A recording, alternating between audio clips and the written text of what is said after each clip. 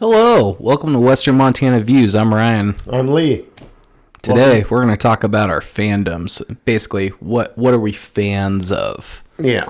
Today, Yeah, a little more fun of a topic than what we've been going through recently with COVID. And our list of things we don't like is probably far longer than the things that we do like, but we do like a ton of stuff. Mm-hmm.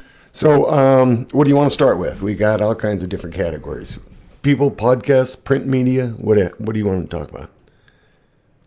Let's see. So, what did we just finish watching? The Mandalorian? Without giving anything away. Without giving anything away. I cried. I teared up a little.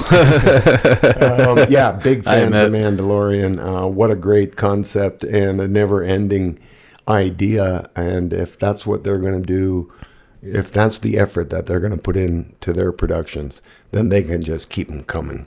Like, here's how good The Mandalorian is. The Mandalorian is better than the prequel trilogy.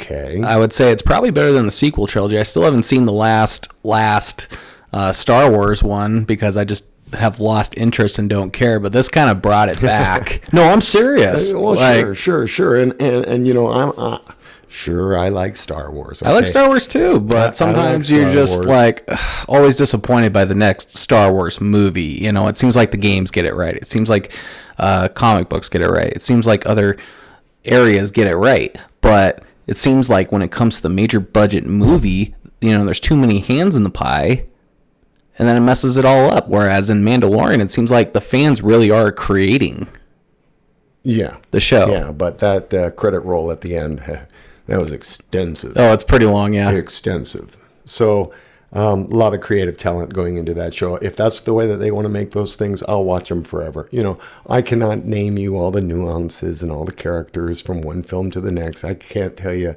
the difference between Star Wars 9 and Star Wars 3, you know. Yeah. But The Mandalorian is something that if you've never watched any Star Wars at all, and your young children say, You're starting the bar pretty high, actually, if you start with just The Mandalorian, but I agree. If you just wanted to jump into Star Wars for what they're putting on TV, and who's the outlet there? Disney Plus. Disney Plus. Tune into Disney Plus, jump into Mandalorian with your kids. If you have appreciated science fiction at all in your life, you will like this show because they do a great job. Mm-hmm. They do a great job. Hate to kind of put a downer on the hero of Mandalorian, but I have other people that kind of have been a Mandalorian in their own time, and because I'm a big fan of Steve McQueen. Oh, I mean, it all borrows from like Kurosawa, obviously, and cowboy shows, and like just bounty hunters and smugglers, and it's just I watched. You could easily have it set as a western. I watched a half-an-hour show on the Inspiration Channel, something that my mom watched all the time. Yeah, she used to like to watch Little House on the Prairie. I call it Little Outhouse on the Prairie. But, I watched a show called Wanted Dead or Alive, and it was like Steve McQueen's first and only starring role in a television series.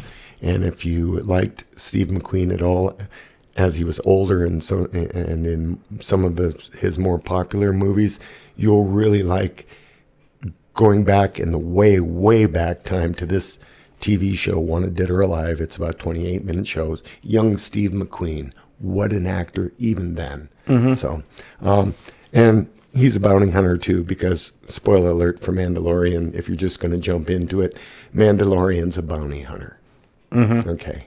That's why I a space bounty hunter, yeah.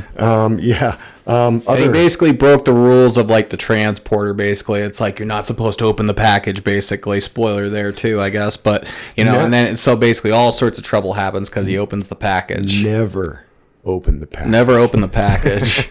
Well, we learned that it's actually a great thing to open the package actually in this show, but I don't want to spoil anything else. That is one movie that I have not seen. Was the most recent Clint Eastwood movie where he's a courier, And I believe that he knows that he's being a courier. There's a Tom Hanks movie, isn't there?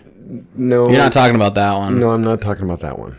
I'm talking about the one Clint Eastwood. I forget even the title of it, but he's like a courier for a drug cartel, and all of a sudden his day goes bad, and his wife goes, "You're a courier for the drug cartel," and all kinds of shit happens. Okay. So, Steve McQueen, if you are as old as I am and have watched old black and white cowboy shows, remember that Steve McQueen started out as Rowdy Yates, a trail hand on the show Rawhide. I had to show you IMDb. You can look up all those roles there.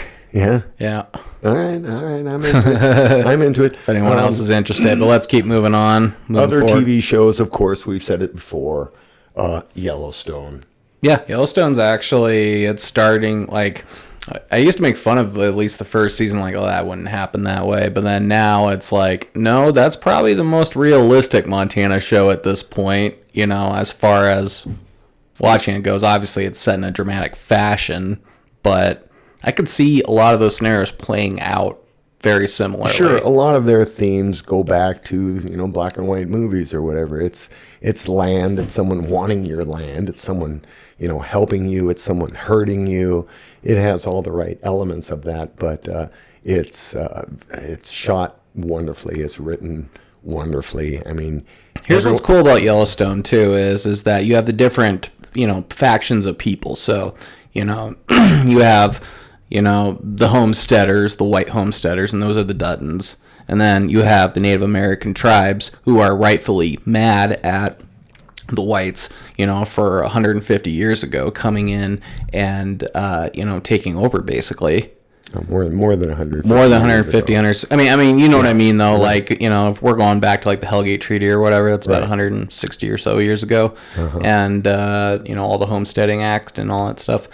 And then you have like the outsiders. You have the people that are not from the state. You have want to make a buck. That just want to make a buck, sell everything off. Destroy live in a pretty place, don't get me wrong, but they also want to... They're also incredibly destructive. Very. Like very. The Copper Kings. Yeah. Butte will never be the same. Mm-hmm. So these, so Dutton isn't perfect by any means, and, he's actually quite antiquated in a lot of ways.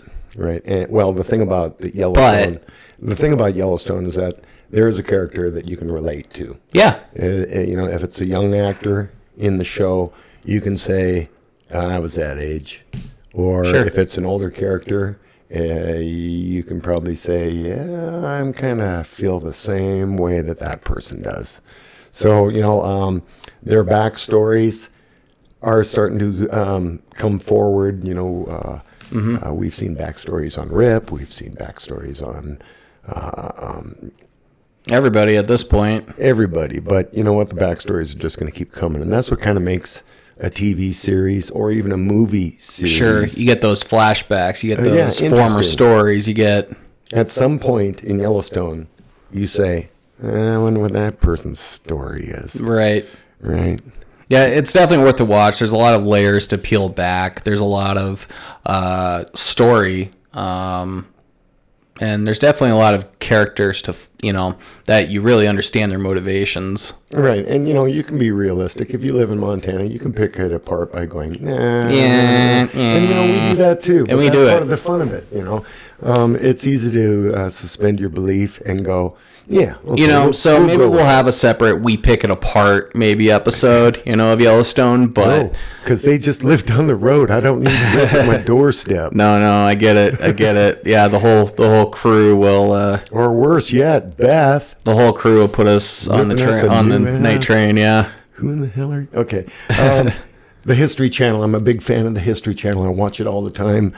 You know what the History Channel is. You can always find a show on there. So that's where It's decent entertainment. I don't know how close it is to history much anymore, but it is quality entertainment. Well, no, I believe that the researching that's done on, a lot of the documentaries are sound, I have fun watching Ancient Aliens too, but sure, there's a lot of going down the rabbit hole stuff. You can go and pan for gold or jump in a well that's never seen the bottom, or you can stay out in the cold and fight against the wolf.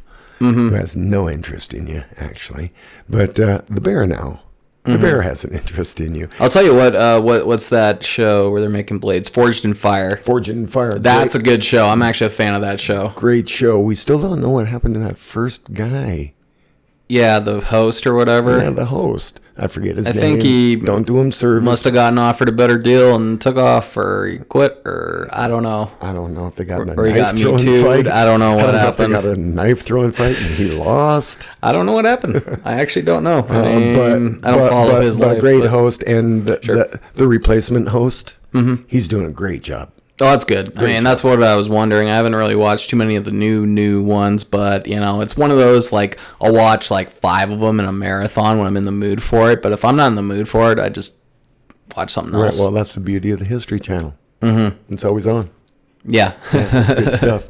Haven't mentioned Cobra Kai. Cobra Kai is a great show. If you enjoy Cobra Kai. Oh, if you enjoy The Karate Kid at all whatsoever, you will enjoy Cobra Kai.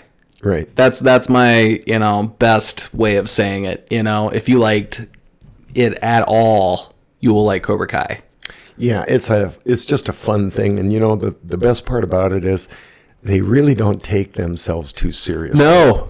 In the way of they take themselves seriously, like we're the Cobra Kai dojo, or we're Miyagi-Do or whatever. But so they take themselves seriously, but then their jokes about themselves, like, oh, county champion here, or something like that. Right. It's like, what, from '84? Like, who cares? Right. Kind of deal. Wouldn't you like to be in an after shoot dinner and hear them guys giving each other shit? Mm-hmm. And that show started off a joke. That show started because I believe what's that show? How I Met Your Mother. Yeah, that's what it was.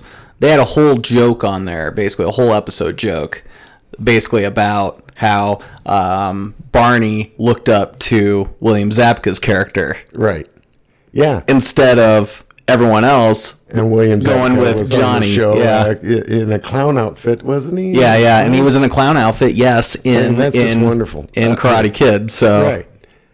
And then they also brought that back as well on the latest Cobra Kai as well, didn't they? In an episode, they dressed like clowns again. I don't know. I can't quite remember, but I recommend it fully. I recommend it too. I think you'll have nothing but fun. Now, this isn't quite new, but what do you think of the first season of Clone Wars and going on? We're kind of in the starting the second one with Cad Bane. Introduced me to Clone Wars. After watching Mandalorian, we're like, is that it? It's like, well, there's a lot of references to Clone Wars if you want to watch Clone Wars, and it's like, okay.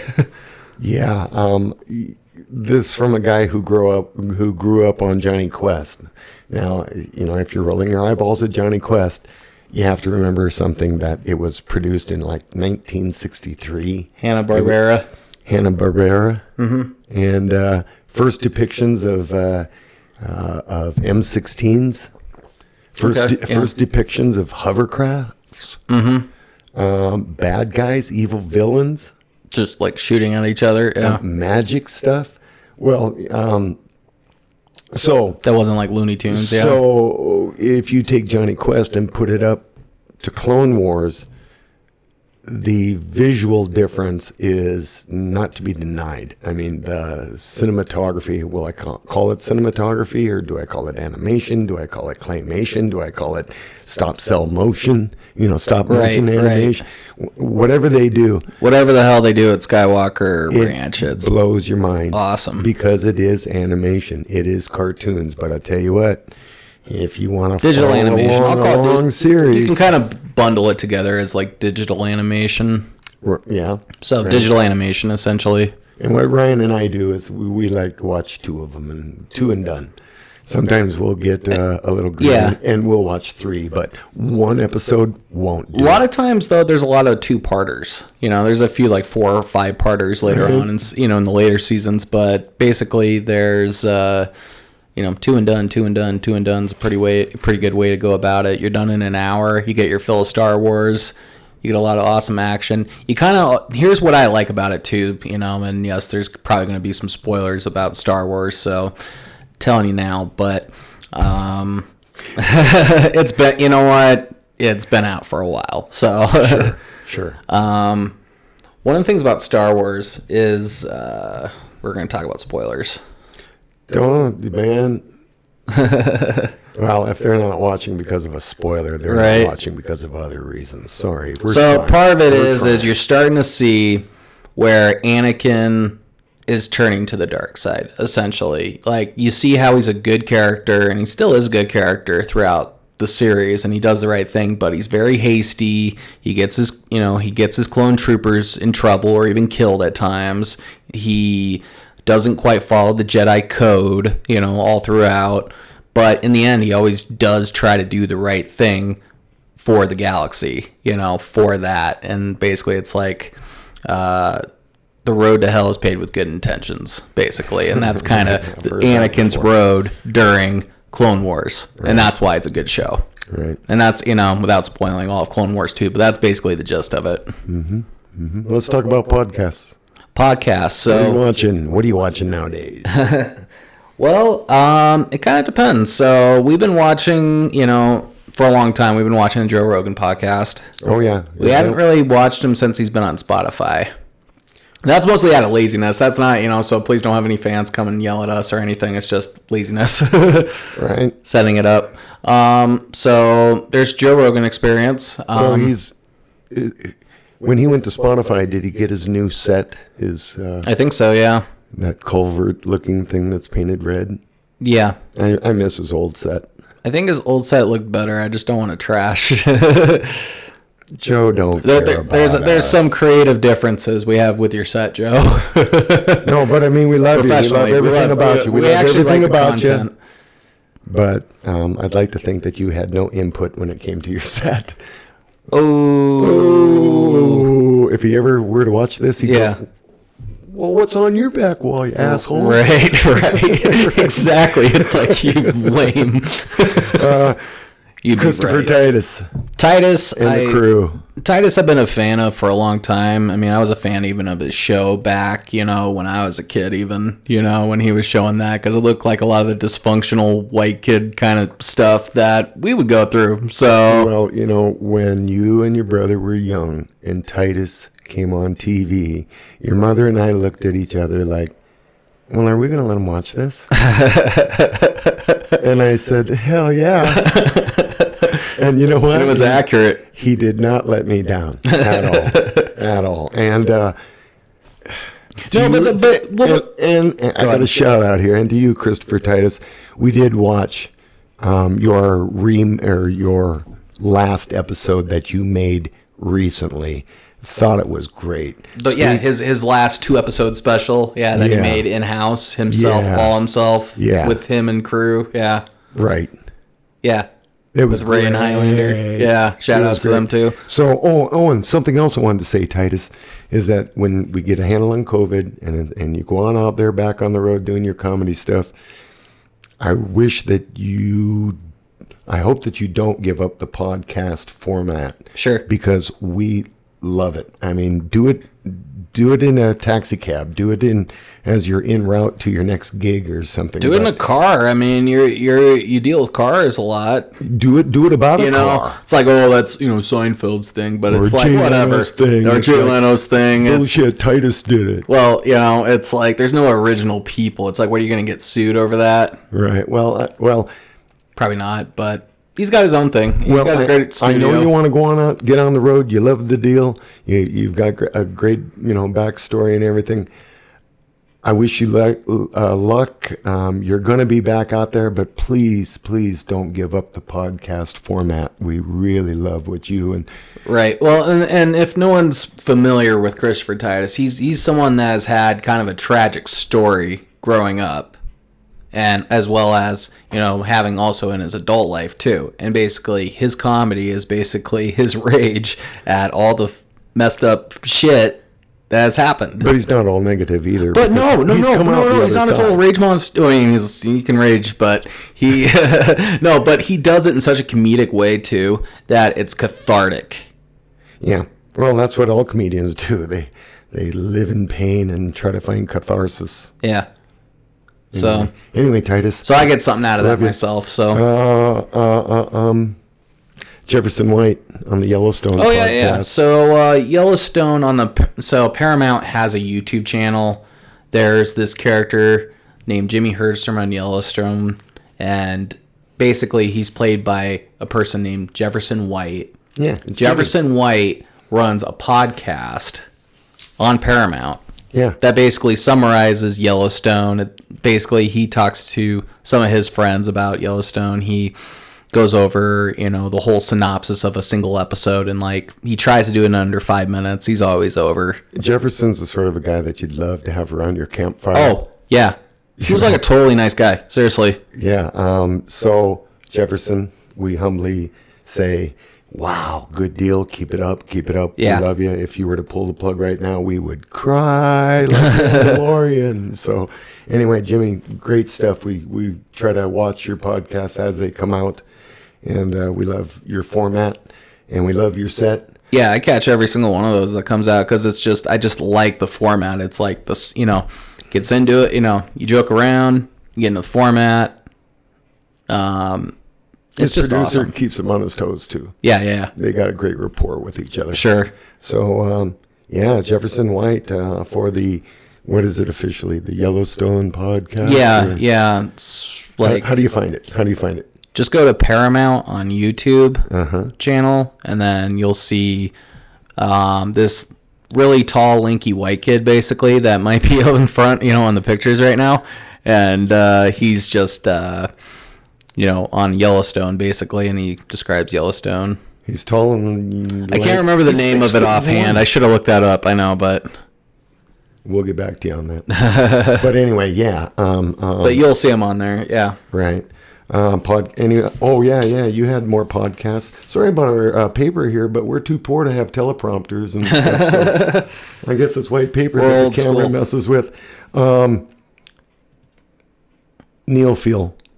How Neil feels. So Neil Brennan, if people don't already know, Neil Brennan worked with Dave Chappelle on the Chappelle Show. He was a writer. On the Chappelle Show. Right. And he has a podcast. And basically, he works, I think, with his girlfriend, I want to say.